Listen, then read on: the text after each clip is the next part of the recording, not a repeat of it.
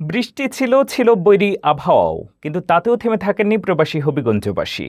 পরিবার পরিজন নিয়ে তারা ছুটে এসেছেন হবিগঞ্জ জেলা অ্যাসোসিয়েশন অব মিশিগানের বার্ষিক বনভোজনে। দিনভর আনন্দ, আড্ডা, খেলাধুলা, সাংস্কৃতিক অনুষ্ঠান আর বড় পর্দায় বিশ্বকাপ ফুটবল উপভোগে মুখর ছিল পুরো আয়োজন। বিস্তারিত দেখুন প্রতিবেদনে। যুক্তরাষ্ট্রে হবিগঞ্জ জেলা অ্যাসোসিয়েশন অব মিশিগানের বার্ষিক বনভোজনে যেন নেমেছিল প্রবাসীদের ঢল। রোববার হ্যারিসন টাউনশিপের মেট্রো পার্কে অনুষ্ঠিত এই আয়োজনে বৃষ্টিস্নাত আবহাওয়াও কমাতে পারেনি অংশগ্রহণকারীদের উৎসাহ।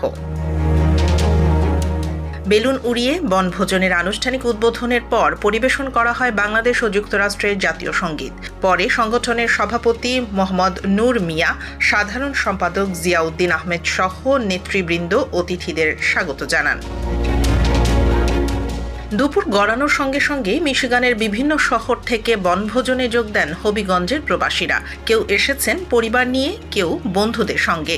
শিশু, তরুণ, নারী ও প্রবীণদের উপস্থিতিতে পুরো আয়োজন পরিণত হয় এক প্রাণবন্ত মিলন মেলায়। এবারের বনভোজনের অন্যতম আকর্ষণ ছিল ফিফা বিশ্বকাপে ব্রাজিল ও নরওয়ের মধ্যকার ম্যাচ। বড় পর্দায় খেলা দেখতে ভিড় করেন বিপুল সংখ্যক ফুটবল প্রেমী। প্রিয় দলের সমর্থনে উচ্ছ্বাস, করতালি আর আবেগে মুখর হয়ে ওঠে পুরো পরিবেশ। রব্বানী তালুকদার, খালেদ শাহিন ও নুরুল হকের সঞ্চালনায় দিনব্যাপী অনুষ্ঠানে শিশু, কিশোর ও নারী পুরুষদের জন্য ছিল বিভিন্ন ধরনের খেলাধুলার আয়োজন।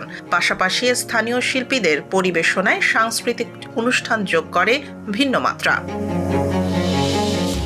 উদ্বোধনী পর্বে স্বাগত বক্তব্য দেন সংগঠনের সাধারণ সম্পাদক মোহাম্মদ জিয়াউদ্দিন তালুকদার। সমাপনী বক্তব্যে সভাপতি মোহাম্মদ নূর মিয়া প্রবাসে পারস্পরিক সম্প্রীতি ও ঐক্য বজায় রাখতে এ ধরনের আয়োজনের গুরুত্ব তুলে ধরেন। হবিগঞ্জ জেলা অ্যাসোসিয়েশন আজকে কর্তৃক আয়োজিত আমরা যে প্রোগ্রাম করেছি, অসংখ্য ধন্যবাদ আমাদের হবিগঞ্জবাসীকে যে আজকে এই মেঘ বৃষ্টি, ঝড় বৃষ্টি মাইরে আজকে এই আমাদের এই অনুষ্ঠানে আসার জন্য।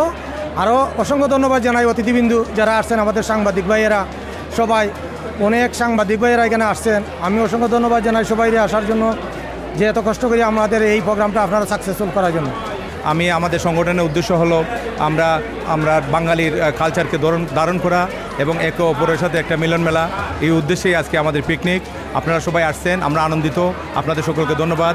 অনুষ্ঠানে বিশেষ অতিথি হিসেবে উপস্থিত ছিলেন অ্যাটর্নি মোশতাক চৌধুরী এবং এসএনএস হোম লোনের কর্ণধার নাসির সবুজ। নিউ ইয়র্ক থেকে আগত অতিথি হবিগঞ্জের সন্তান অ্যাটর্নি মোশতাক চৌধুরী বলেন, এ ধরনের আয়োজন প্রবাসী বাংলাদেশিদের মধ্যে সম্প্রীতি, পারস্পরিক যোগাযোগ ও সম্পর্ক আরও দৃঢ় করতে গুরুত্বপূর্ণ ভূমিকা রাখে। থ্যাংক ইউ আমাকে ইনভাইট করার জন্য। ইয়েস, আমি নিউ ইয়র্ক থেকে এসেছি। আজকে আপনাদের সবাইকে ধন্যবাদ যে আপনারা হবিগঞ্জ জেলা অ্যাসোসিয়েশন থেকে আমাকে ইনভাইট করছেন। আজকের এই বৃষ্টির অবস্থায় যে আপনারা এত সুন্দর অর্গানাইজ করতে পারছেন, প্রেসিডেন্ট, সেক্রেটারি, তারপর আপনার সবাইকে ধন্যবাদ আমাকে ইনভাইট করার জন্য। ভবিষ্যতে আমি আপনাদের সাথে থাকবো, আমাকে বলবেন। আর এখানে তো আপনারা আসেনি আমার সাথে, সবাই মিলে আমরা দেখি কিভাবে আমাদের হবিগঞ্জ জেলার মানুষকে কীভাবে নেক্সট লেভেলে নিয়ে যাওয়া যায়, ট্যাক্স, ইমিগ্রেশন সব দিক থেকে।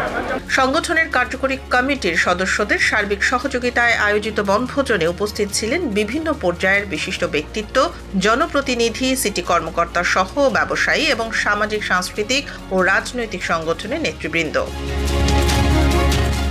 দিনের শেষ পর্বে বিভিন্ন প্রতিযোগিতার বিজয়ীদের হাতে পুরস্কার তুলে দেওয়া হয়। শেষ পর্বে অন্যতম আকর্ষণ ছিল র্যাফেল ড্র।